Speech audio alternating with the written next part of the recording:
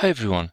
Today I want to analyze a gameplay between international master Miron Lucian Costin, champion of Romania in 2019, and Grandmaster Baadur Jobava, 3 times champion of Georgia. This game was played in Cebanenco Memorial, round 1, held in Republic of Moldova. Let's see the game. Miron started with d4, d5, c4, e6, knight to c3, c6. Black is very solid, and this triangle formation is known as the Semi-Slav defense. White continue with knight to f3 and black to c4. And the most played move in this position is a4, preventing black to defend his pawn. In the game, Lucian continued with g3, preparing the development of the light square bishop on the long diagonal, allowing black to keep his extra material. Also, this is known as the Semi-Slav defense Noteboom variation, Anti-Noteboom Gambit. Black continue with knight to d7, bishop to g2, followed by castle, bishop to b4, developing the bishop on the most forward square on enemy camp, pinning the knight, and white castled. Knight to e7. This is a passive move. The knight belongs on f6, controlling e4 and d5 central squares. White has several options here: to play a3, kicking the bishop away, to play e4, placing another pawn in the center, bishop to d2, developing the last minor piece. But in a game, he moved the same piece in an opening with knight to e4. But what's the idea behind this move? What forward moves does he have? A move would be knight e to g5, but I don't see any purpose for the moment. Maybe in the future he'll play queen to c2, and after black castle, this h7 pawn will be attacked twice. Knight to c5 is another option, but this is not good because he's losing a pawn. This square is controlled twice. And the last move is knight to d6, trying to give a check, but first he needs to kick the bishop away and only then play this check. But black is defending this easily with castle, the move played in the game. White continue with a3, bishop to a5, queen to c2, attacking the pawn, and black defended with b5. In this position we need to attack black pawn chain at the base with a4, or attack the front of the pawn chain with b3. White continue with rook to d1. Black can continue with h6, preventing white to jump here with the knight. Another move is knight to d5, improving the knight position. In the game, bishop to c7 was played, retreating the bishop without any provocation. Usually this is not a good idea to move back. White continue with a4, and of course black cannot take because he will have 2 pairs of double pawns on a and c files. So in the game he continued with knight to d5, b3, good move attacking the top of the pawn chain, a5, and white to c4. Here black is forced to take either on a4 or c4, but first he played an intermediate move, knight to b4, attacking the queen, queen to c3, black to c4. White for the moment cannot take on c4 due to bishop to a6, winning e2 pawn. In this moment we can see that black has an isolated pawn on a5 and 2 double pawns on the c file, which are targets for white to attack. White continue with bishop to b2. With this move he connected his rooks and his opening is done. In this position, white middle game plan is to attack opponent weaknesses, which already know. And here black continue with knight to f6. And the drawback of this move is that the knight is no longer controlling c5 square, and white took advantage of this and played knight to c5, controlling a6 square, and now white is ready to take this pawn, recovering the material. Black continue with rook to b8, placing the rook on the open file, and white took the pawn. Another option for white was to play knight to e5, double attacking the pawn from c6 and also white could have recaptured the pawn with the knight. The game continued with knight to d7, attacking the knight, and here white placed another pawn in the center with e4, and black took the knight, and here white decided to take with the pawn, which is a good move. Yeah, you can say that it's an isolated pawn, but the advantage of this move is that the long diagonal is opened and also the file for the rook is opened, and for the moment the queen is under attack.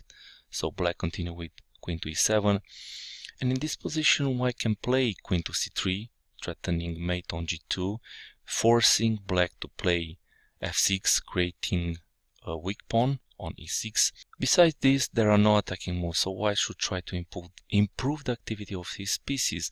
The rook from a1 can go to b1, placing the rook on the open file. The bishop can switch diagonals and go to f1 or h3.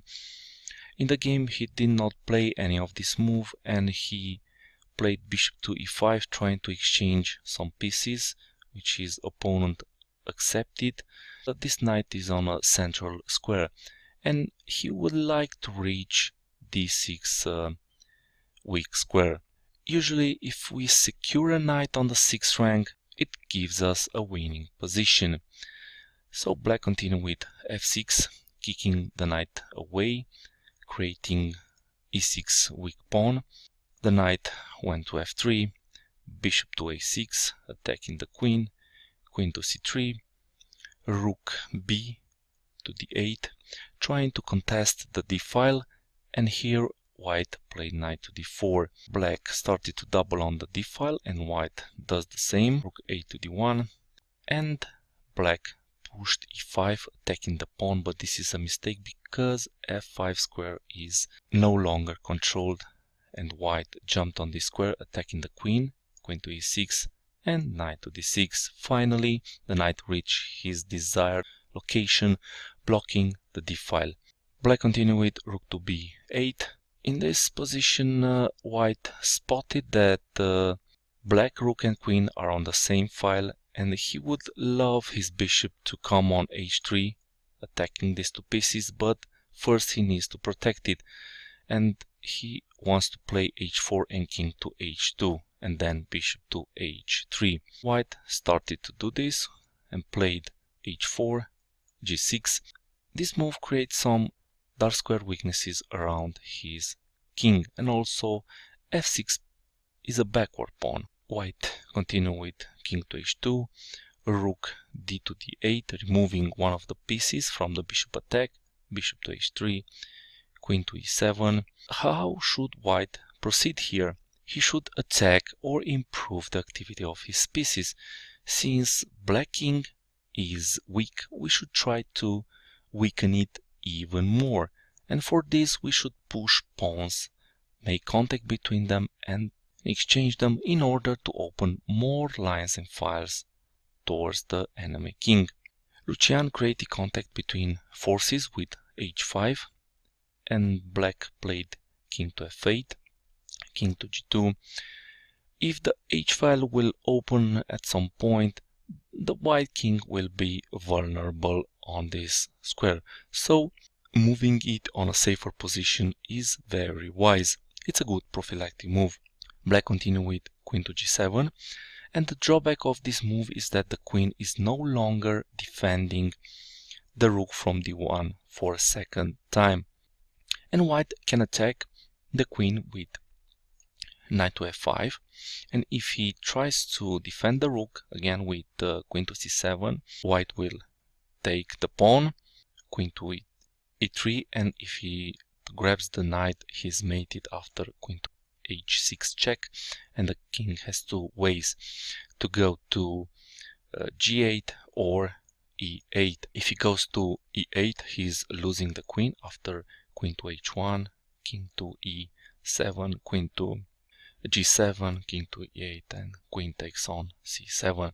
If the king goes to g8, white will continue with bishop takes on f5, rook takes on d2, bishop to e6 check, and black has to block the check with the queen, so he's lost in this line as well.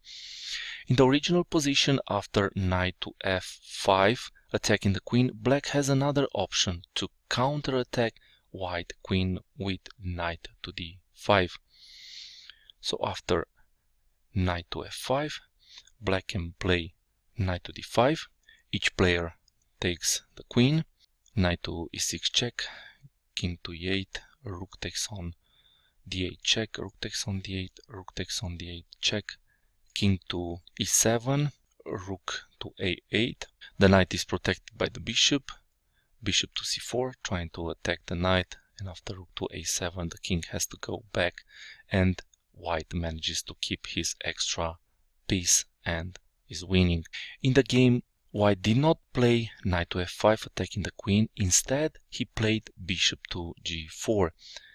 And this move defends the pawn, and maybe he wants to go to e2 trying to exchange the light square bishops. Black continued with queen to g8, and white exchanged pawns on g6.